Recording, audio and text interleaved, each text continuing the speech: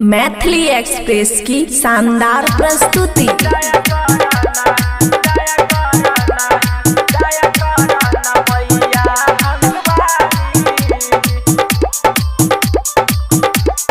माया recording studio Rajanpur.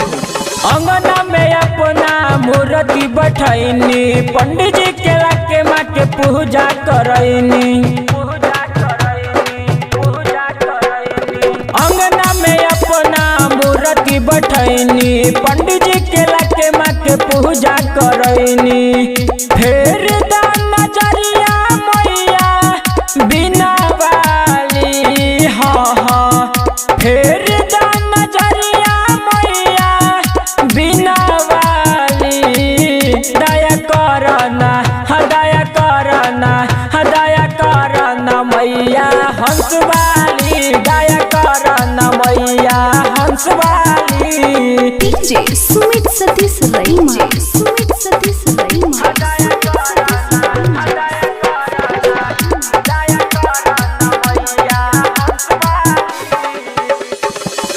विद्या के दानी माई तू ही कहालू, साले साले माई तू ही पूजालू, तू ही पूजालू।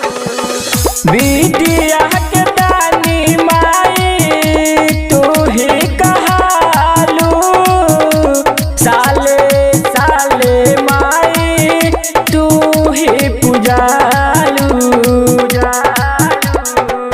रस दिखाती माई पुस्तक धारनी, हाँ हाँ रस दिखाती माई पुस्तक धारनी।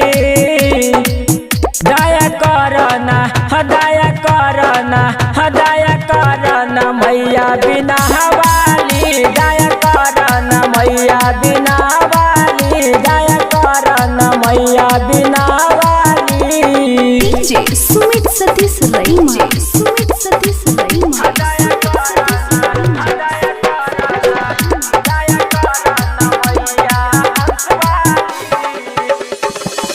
श्याम लाल यादव माई गाइल गीतिया, सातो सुर भर दी बनी जतिया, बनी जतिया।